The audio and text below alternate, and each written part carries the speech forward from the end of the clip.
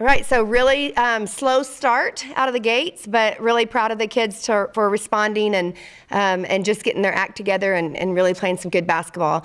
A season high and actually the past 3 years for assists for this team with 25, and I couldn't be prouder of them for that because this team has a lot of weapons and we need to share the basketball, and we're going to continue to get better and better and better if we continue to do that. And also taking care of the basketball, which was much better in the second half.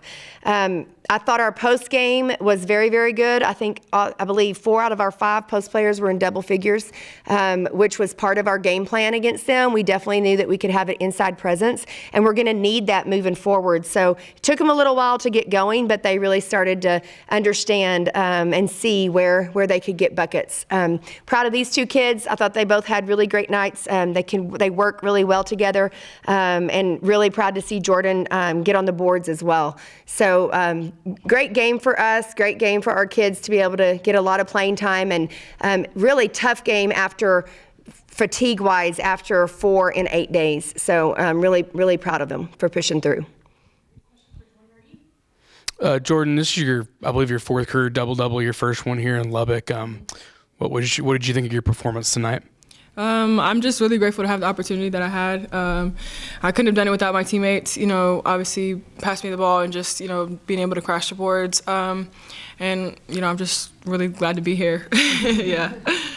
And I guess for both of you, you're both transfers. I mean, what have you guys thought of the crowd here in Lubbock through the first 7 home games? I'll go first. Yeah. No, it's amazing to experience every night a crowd like that, especially, I don't know about Florida, but coming from a mid-major, we didn't have crowds like that. So it's just really cool to see all the support every night, and especially talking to the fans after the games and taking pictures, it really fills my heart. It's special. Love that. Yeah, for me, kind of the same. It's just really nice to see the consistency and, kids coming up to me after the game, and I remember their names, they remember my name, and it's just we've built a relationship over the course of the season. So it really means a lot to us to just have people that continually support us. No matter how the night's going, they're just really excited to just even get to take a picture or say hi to us. So it fills my heart as well. With both of y'all being transfers, how does it feel to kind of already be on such a good foot with this team so early in the season? Obviously we both have college experience before, so I think that definitely helps. But also, the system is not too complicated. We do great, simple stuff, and we do it well. And I think that helps a lot with executing. And obviously, just having the summer and the fall to work together just helps a lot. Yeah, just having the returners, just being able to lean on them because they have been here, they know the program, they know the system, they know the coaching staff. So just being able to use that as a resource. And then we also have a lot of new people, so just us all learning the same things together just kind of makes the process a lot easier and a lot smoother.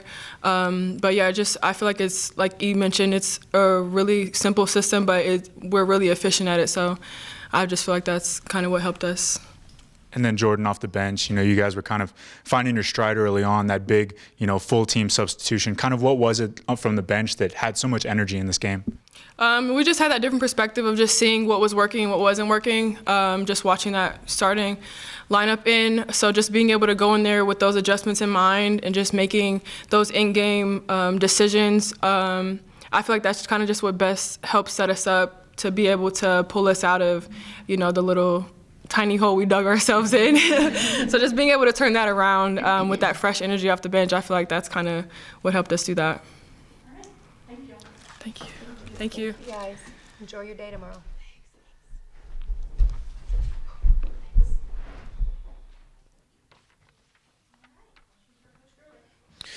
Coach, Alina started the last 3 games for you. What have you seen out of her since you've promoted her from off the bench to starter? Yeah, I think she just gives us some physicality inside. Whenever we put her in the starting lineup, we were playing some people that had some pretty big inside presence. And Jordan and Kyla are obviously elite athletes, but they are finesse, and so we just need a little bit of physicality. So I think she's doing that really well. I think she she defends really, really well, and she just she's a really good passer, and her IQ is really high. So she just kind of keeps us together in the post spot, and I really like. For now, I mean, our starting lineup is going to change, I think, a lot this year, but I like bringing some firepower off the bench as well in Jordan. And you guys didn't give up a field goal in the third quarter. Was there a certain adjustment at halftime you guys made, or do you think it was more of the intensity? It was definitely more of the intensity. I think we just got their attention a little bit at halftime, and they weren't pleased with how they were playing either, and they came out and they just really put it to them the way that we should have started the game, to be honest. Coach, kind of talking on the defense, I believe this is the lowest score you've held an opponent to in over a decade. Can you kind of just talk about what was going right for the defense tonight? Yeah, well, I feel like our defense is getting better and better every game, and I think we're making some adjustments that are allowing us to really defend in the full court and then in the half court, and just depending on what people are throwing at us, and the intensity level that our kids are playing with, and just the effort that they're playing with. They're bought in on the defensive side of it, and no matter what's happening on the offensive end, they can always play defense. And so I feel like our kids are using their athleticism. They're taking a lot of pride in defending, and they realize too, even some of the games that we've played in the past couple of days, that it's keeping them in ball games until we can get our offense going. And then can you kind of talk about Jasmine Lewis and the presence she had in the paint tonight? Yeah, Jasmine definitely. We know that she can bring that in the paint for us, and we've been wanting her to do that a lot this year. And I just don't feel like she's had that, a great opportunity to be able to really spur us on. And I thought tonight she gave us a good spark. She was the first one to score for us. She made a presence known. We got our post game going through her, and hopefully that will get her going as well, because we need to be able to use her in Big 12 play for sure. And then a little bit off the game, you're working on a docuseries, If Not For Them. Can you talk a little bit about that? Yeah, so Brenda Van Langham, who is a sports commentator, she is writing a docuseries, or making a docuseries about the women that came before us, that just paved the way in the basketball world, whether it's coaching, playing, all those things. Coach Sharp's a big part of it.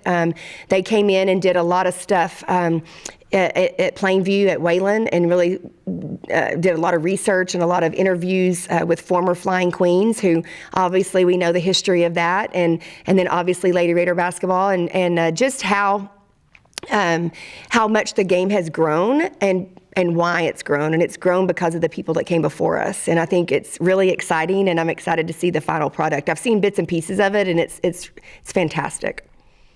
Coach, y'all are the only 9-0 team in the country now, with non-con starting to wind down a little bit. Could you just sum up how pleased you are, I guess, or what else you need to work on throughout the 9 games now, and then the rest of the month? Yeah, we've got to continue to get better. Every game presents us with a little bit different challenge, and there's things that we talk about on the daily about getting prepared for Big 12 play, and whether it's an opponent that is that really challenges us, or maybe one that's not as challenging, there's still things that we need to get better at. And I think our kids are starting to buy into that, and to see that they can't take things for granted. They've got to set great picks. They've got to rebound the basketball. They've got to get back in transition. They've got to take care of the ball. And all of those things are going to pay dividends whenever we get to Big 12 play. But I'm proud of the kids for taking care of business. I feel like we've been very good at playing one game at a time, and just taking it in stride. And I think that our kids are getting better every single game. And you can see that as we're playing. So I'm really proud of their maturity and just the focus that they've had. Thanks, Coach Gerber. All right. Thank you, guys.